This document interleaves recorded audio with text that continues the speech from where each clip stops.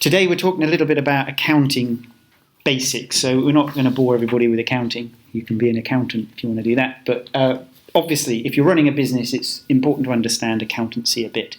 And certainly if you can do a little bit, and as scientists, some of us are, actually the accounting side of it's quite easy because scientists like maths and structure and logic.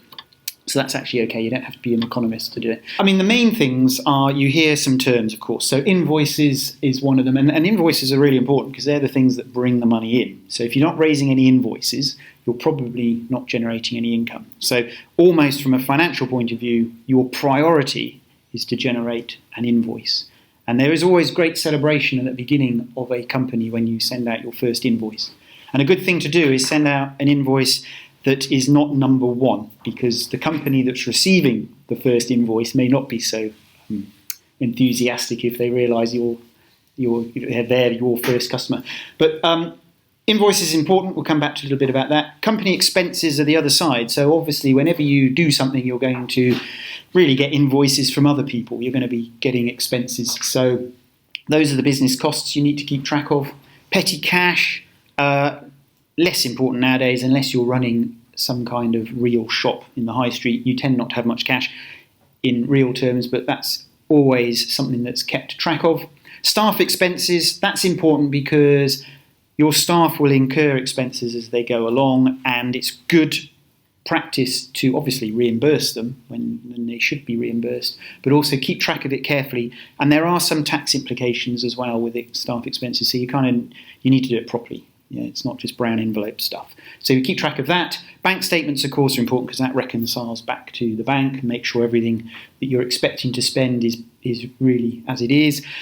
And as your company grows, you'll need to keep track of finances, not just because the volume of financial transactions increases, but potentially you'll start giving other people responsibility with finances. So when you start as a startup, you'll be the signatory, you'll probably be the only one that can log into the bank account, and it's really important that you look after it. But after a while, you may have some staff with corporate cards that can buy stuff, so you need to reconcile that. Eventually, you may give your employees, some of them, the financial team, log into the bank account and so on.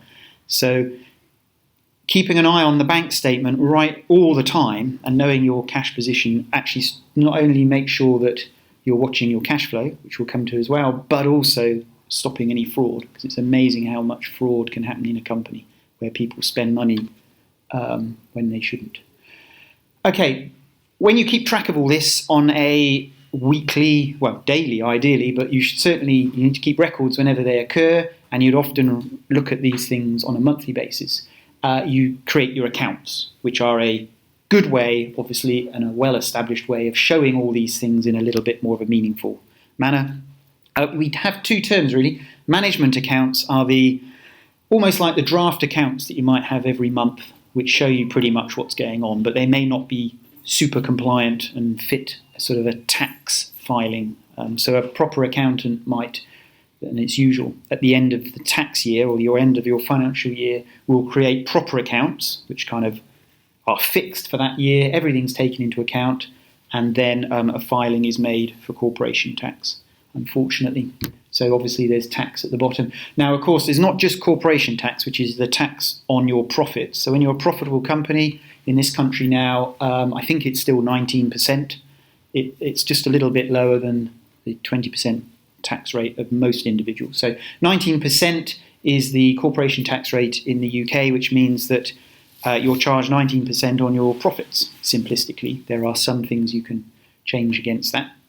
And that's done each financial year. But the other one that's important, of course, you'll have heard about is VAT, because we all pay it as individuals on stuff.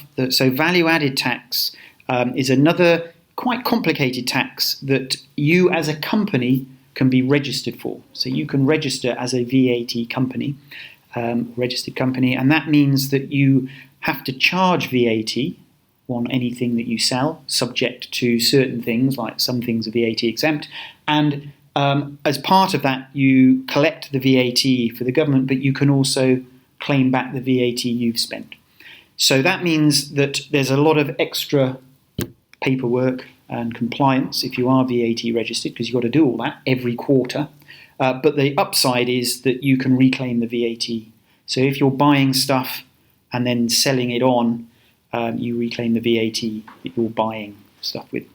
Hence the reason why it's called a value added tax, because actually what's happening is the tax is on the value added to the thing that you're selling, because in effect you're claiming back what you're buying and then adding it to what you're selling. So we can come to that as well. But would you register for VAT? Well, you have to register for VAT if you have an income into your company of about 80,000. There's a threshold, I can't remember what it is exactly, when you have to register. If you're a small company and you're not bringing in that much revenue, you don't have to. And it's actually up to you whether you think it's worth it because of the way the business is. You might have a lot of VAT you can reclaim. And also you might be on a trajectory where you will become VAT registered, so it might be just as easy just to get on with it. That's quite an involved process then, registering for VAT. Well, registering for VAT is not too difficult. It's an online form where they ask for the same information that they've asked many times before. You get a VAT number, you get effectively a certificate, and you have to quote your VAT number, so you're registered. You can see everybody that's registered for VAT online. The complicated bit, really, or the onerous bit, is keeping the records. Now, if you have an accounting package, talk about that as well in a second, that makes it a lot easier because it kind of handles it for you. But unfortunately, you do need to file every quarter and settle every quarter. So that means the balance between the VAT you're claiming and the VAT you've effectively collected, it's normally you owe VAT to the government. So you pay that every quarter, and there are stiff penalties if you miss it, and also if you get it wrong. Okay, so first of all, this is all very well and good, but why is it we keep accounts? Partly to pay tax and to pay it properly, and because it's a legal requirement to keep accounts, but it's also so that others can see how solvent your company is. So you can get a lot of information about companies. It's called Companies House, which is where the companies that are registered in the UK are stored. And you can find out all their filing details and a fair amount of their accounting details. The general rule is the bigger the company, the more accounting they have to do. And by bigger the company, I mean if the turnover goes above certain thresholds, or the number of employees goes above certain thresholds, or eventually they're listed on a stock market, then the accounts that are filed are much more detailed. As a small company, you can get away with, and it's perfectly legitimate to file very limited accounts, so you don't find much information out about them. However, let me just show you. So if you've not been to this website, it is quite useful. Let me just put it across. So Companies House is where they're all registered in England and Wales and actually Scotland, although they have a separate system for registering companies. And you can find company information. Registration number, when it was started, where it is registered, so its address. You can go to it and you can see that it's active. So the point here is that let's say you were going to do some business with me, you'd want to do a bit of due diligence potentially to check that I'm an active company, I say who I am, what are my accounts like, particularly if you're going to sell me something and expect me to pay, or do business in the long term. You obviously don't do this with every single customer necessarily, but big customers and so on. So you can see that private limited company, in this case social enterprise, this is when my accounts are made up to. My financial year for this company ends 31st of March. At the end of the 31st of March, that's when I'll create my final year accounts with my accountant, and then they'll be filed before this date. And there's another thing called a confirmation statement, which is another bit of bureaucracy where you confirm who your shareholders and so on are. Using the same example then, what I've done is I've pulled down the accounts for Innovate Malden. So these are publicly available. And because it's a small company, these are not big numbers, so don't get excited. But what I wanted to do with this is just show you what you can see in accounts and what sort of things you're looking for. And indeed, this is also to help you when you're running your company. Accounts are useful when you're running your company because obviously they give you a financial snapshot of what's going on. So there's two things really. There's the balance sheet and the profit and loss account. So the balance sheet is, first of all, it's at a particular date in time. So you create a balance sheet on a particular date, And in this case, this is at the end of the financial year. And so financial years can vary, but a common financial year is the 31st of March. 1st of April through to the 31st of March. Balance sheet, you basically have your years. You can go back more and more years, but usually accounts compare the previous year with the current year. And what you see down here is list of headlines. Obviously, it can go into a lot more detail, but what the balance sheet basically does is it shows how many or how much assets there are in the company. And assets can be the tangible assets like equipment, which have a value, cash, which definitely has a value, and stuff at the bank. But also you sometimes see intangible assets like IP, where that has to be valued, so you can't just make that up. But you can sometimes see that on a sort of intellectual property intensive company. In this case, it's pretty simple. So you can see in this company's case, the fixed assets are actually zero in this current year. You see how much money is in the bank. And then creditors is how much is going to need to be paid within a certain amount of time, usually within the year. And then as a result of that, you have your net assets and liabilities. So going to the bottom, net value of the company, if you like, has grown from £5,000 to £7,000 in that year. The important points are it's positive, and that's because there is cash in the bank and money that is owed, and that exceeds the amount that money owed the company, and that exceeds the amount that the company owes other people. So that's a key thing to look at is, does the company owe a lot of money to someone else, even if it's not due at this minute in time? And that will show up here. In other words, will they have a big bill on its way? Profit and loss is over a period of time. Okay, so you can do a profit and loss for a month, or you can do it for a year, and you can vary the time of that. So in this case, it's for the year to the 31st of March. In other words, it's the financial year from the 1st of April 2018 round to the 31st of March 2019. And what that does is it captures how much money was brought into the company versus how much was spent. Yeah, and that obviously simplistically leaves you with a profit or a loss. So again, you're comparing with 2 years. So you can see here that the turnover and the grant income are these two numbers, and there was an associated cost of sales and expenses, and then an operating profit and loss. So going from 2018 to 2019, there was quite a sizable jump in income, but equally there was also quite a sizable increase in expenses for that particular year. And the end result was actually just slightly less profit this year than the previous year. Okay, but it was profitable. So here you have the profit after the tax, and then that's added to the previous year's retained profit, if there was any, which gives you, so this was from this added to the previous year, which is here, gives you this number, which if you remember, was the number sitting in the profit and loss account from the balance sheet. So it ties in.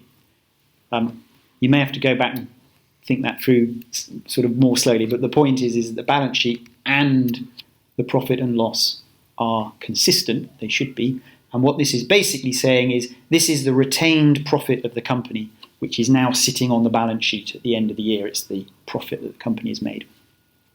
And over time, if you're profitable year after year, your balance sheet grows, and that's what they term by a strong balance sheet, is that you've got assets on your balance sheet which are big. You might notice here dividends. We talked about dividends last week as well. So dividends are what you pay your shareholders when you're profitable. Now, in theory, if this was a straightforward limited company, because we'd had £2,000 worth of profit after tax, that could be available to pay the shareholders a dividend. So this company has two shareholders. We could have said, okay, we're going to pay each other £1,000 in dividends, for a successful, profitable year. That's fine, you can do that, but of course you don't then carry forward quite so much on your balance sheet. So it's a balance between retaining that or paying your shareholders. Now, because this is a social enterprise, it's a CIC, community interest company, there are rules on paying dividends. It's not that you can't pay any dividends, but they are capped. And in our case, our choice and the way we run the company is we don't pay dividends. With a startup, you're not normally profitable for a while. So these accounts wouldn't be sort of reflective of a tech startup. You would see losses, and they could grow quite considerably. But those losses would be offset by the investment. So back on the balance sheet, this £10 of investment at the bottom, at the start, that might be £1 million of investment. and you might have had 100,000 or 200,000 of loss, and so that's depleting your balance sheet. But as long as you keep the investment coming in and you're happy and everybody's happy with that future potential, that's okay. Company house data is sort of available for other companies to extract and do what they wish. So Company Check does quite a good job of this. And so you can, for example, put in Innovate Malvern, you can see how this company has done over the years that it's existed, rather than just those 2 years that I showed you on the accounts. Again, as it's a small company, you can see in its first year, it was very small numbers. Because the micro accounts that companies submit, if they're a small company, they don't actually even have to say explicitly what their cash position is. It's in the balance sheet, but it may not be extracted on here. So here it says it's naught cash. Well, I've just shown you that there was some cash. So if you look at a lot of companies now, the last couple of years don't show cash unless they're particularly large. So it's not that they've all got zero. The green line, the net worth of the company, going up, because that means it's getting stronger on its side. It's getting stronger on its balance sheet. Yeah. And so the green line is gradually going up there on that. You know, it's growth year on year. So there are some other companies that are sort of nice to look at. I've got a couple of examples. So this is another one. It's also in our business centre in Malvern, so I know of it. Again, this is publicly available information. It's on this website. It's a bigger company, so it has to say how much cash it's got. So it's got, when it filed its accounts, just shy of £1 million in the bank, and its current assets and its current liabilities. So its net worth, its sort of balance sheet value, is £750,000, and you can see, in this case, a really nice looking growth curve for the company. So if you sort of look at it, you can see its liabilities have been going up and actually starting to level out as it particularly happens. Its assets have been growing, its cash has been growing, and its net worth has been growing. So it's on a nice upward trajectory. It's actually in the Malvern Hills Science Park. Again, I know it, and it used to be in our business centre when it started. You know, he's having to put in a lot of money to grow this tech business, and you can see this happening in real. Here, you can see that the net worth of the company is actually going down. It's below zero. It's a minus 75,000. Now, this is offset by loans, basically, and the sort of investment that's going in there. The cash you can't see because it's a small company. It's just showing up as zero. So it's got assets, but unfortunately, it has greater liabilities. I kind of alluded that there's quite a lot of bookkeeping and accounting records to keep. So to try and make it easy in the companies that I work in, like the one I was just showing you, we have actually quite a simple tick-off sheet. So I have somebody that does the day-to-day bookkeeping, so enters the stuff into the accounting package. You are supposed to keep records for accounting purposes, I think, for 7 years. The tax man can come back and ask to see these at any time. At the end of each month, the bookkeeper just goes down and ticks that he's done everything and that everything is consistent. And then I sit with him for literally half an hour and we run through what's happened.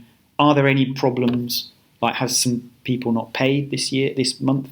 Are our expenses a bit higher than we expected and so on? So we just glance through those management accounts, and then I just then go through and tick off that everything is consistent.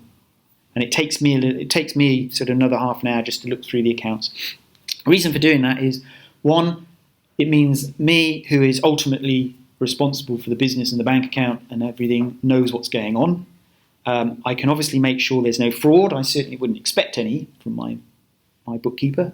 But by doing this, it's good practice that everything is as expected. And also, it helps at the end of the year, because if you've done this each month, then come the end of the year, most things are in order. And then the important thing is that the bookkeeper looks through the bank account and the accounting package and just checks everything is as expected. So there shouldn't be something on the bank statement that is not in the accounts. And actually, if that happened, it wouldn't reconcile. The numbers wouldn't go up.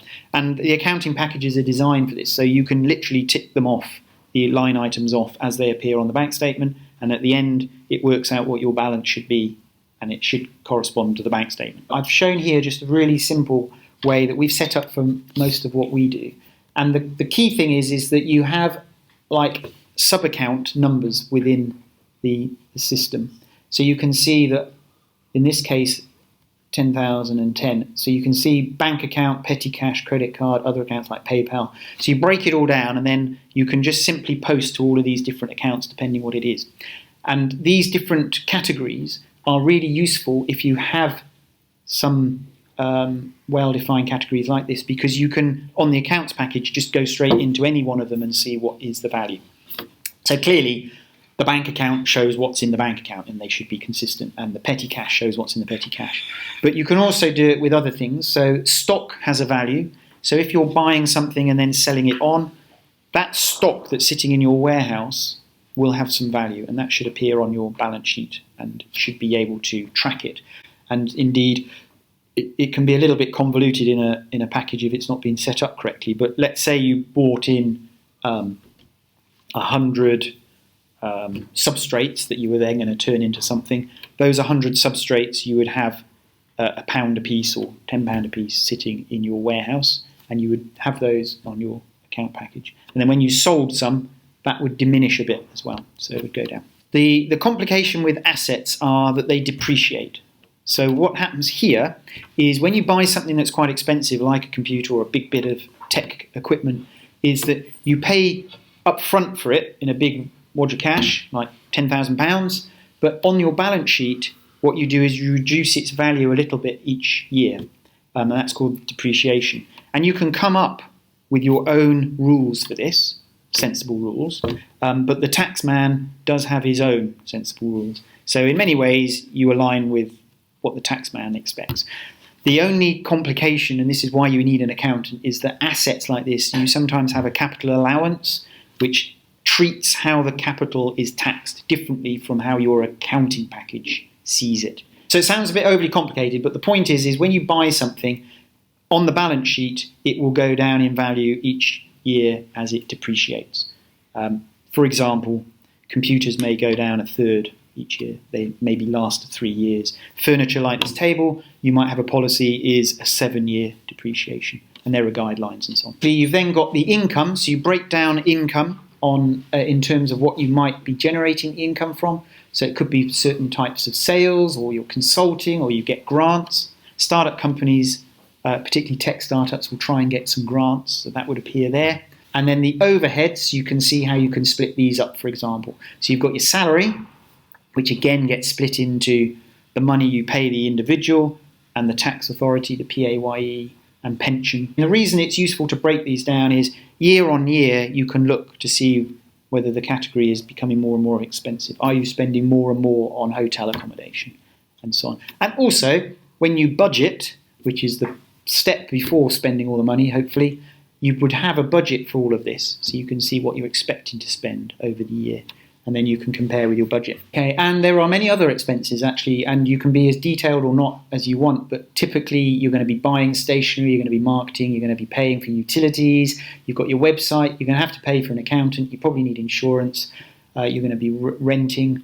There's a thing in this country called business rates, which are a bit like a council tax for business premises you have to pay. I guess the summary really is that one of the reasons you do this is that cash in a business, they often say this, cash is king. When you run out of cash, you're in real stuck. So if you can be monitoring what you're doing so that you don't run out of cash, then you'll be in good shape. The two common ways of presenting, or together, representing your accounts are the balance sheet and the profit and loss. So balance sheet, snapshot in time, profit and loss is a period of time, and the records that you keep, you have to by law anyway, but you might as well make use of them as best you can.